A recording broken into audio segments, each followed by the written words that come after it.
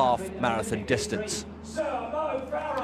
No introduction required, I would suggest. 39 years old, he turns 40 in March, quite simply Britain's most... We are underway. 13.1 miles. Only success, Joe, is that he's a grafter.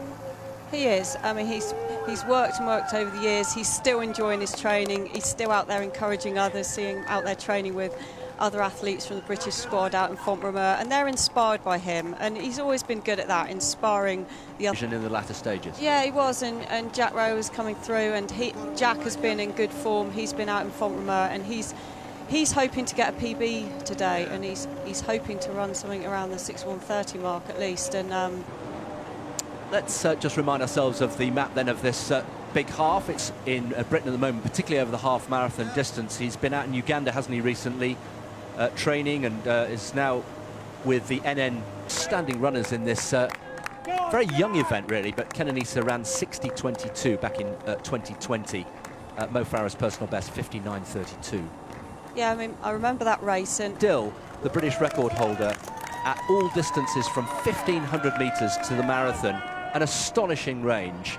Oh yeah, he's got such a range of talent. Of course, national record holder, like you said, for 1,500, 3:28. I mean, it's absolutely phenomenal. 10,000 metre PB of 26:46, and yeah. But a little bit erratic at the moment. 4:23, the quickest of the miles so far. 4:47 through the third mile, and Jake Smith will be emboldened, having won last year. And what a thrill for these athletes taking on the legend that is Mo Farah. And of course, Mo Farah has been here and seen it all. And goes on the bike, and yeah, big part of her success, definitely.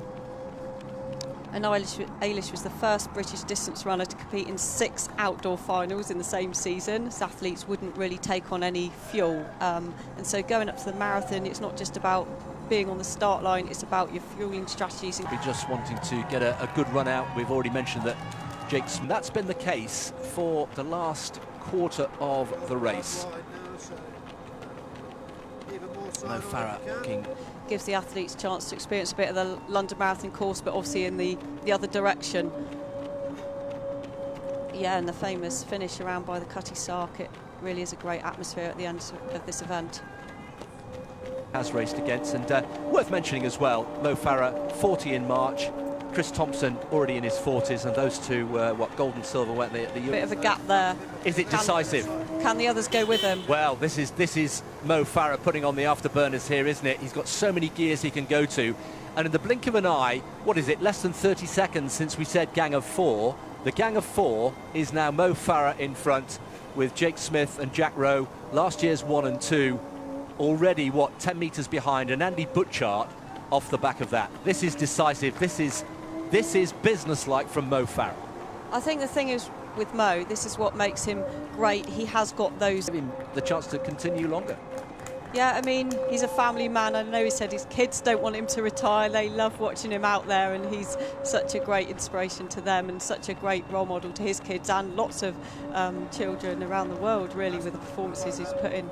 And yeah, he just looks really strong there. Interesting, Andy Butchard, just wanted to mention that he's dropped off from the next two, but he has only ever run 7 well, you know, very inspirational. Well, the two highlighted athletes at the start of the race are in pole position in their respective contests. Mo Farah has had a difficult last couple of years. Must have had thoughts of retiring, but he's come back really strongly here, has regained and rediscovered a real love and a real zip, and put the hard work in, having a couple of glances away. Let's keep an eye on the clock. The course record has gone 60:22. That won't be challenged. That was set by Kenenisa Bekele back in 2020. That was another memorable day. But Mo Farah now through Deptford, and will be approaching Greenwich. Yeah, he's under 62-minute pace, but like you say, not a course record here today, but still a phenomenal performance. And it seems as though Jack Rowe has opened a bit of a gap on Jake Smith back there, but he's been in fantastic form lately in training, so they're both running strongly back there. Well, the cadence is still being maintained by Mo Farah. Looking very comfortable indeed, still relaxed in the shoulders. You can see The cheekbones are always a giveaway, aren't they? He looks very, very lean and very fit indeed. And here we go. Mo Farah will loom into view any moment now, and the crowd's rising through the streets of Greenwich. And now a little spurt for Mo Farah. The clock doesn't matter. What's important is the victory. And Mo Farah is on his way. The big half once again. And Mo Farah wins for the third time in London. Mo Farah, life begins at 40. And it feels very, very sweet indeed. Just under 62 minutes, a brilliant, brilliant performance from Sir Mo Farah, and that will give him great heart for another London Marathon crack in a few weeks' time on the 2nd of October. Jack Rowe comes through for second place, gaining some sort of revenge on finishing behind Jake Smith, last year's winner, who comes through in third place.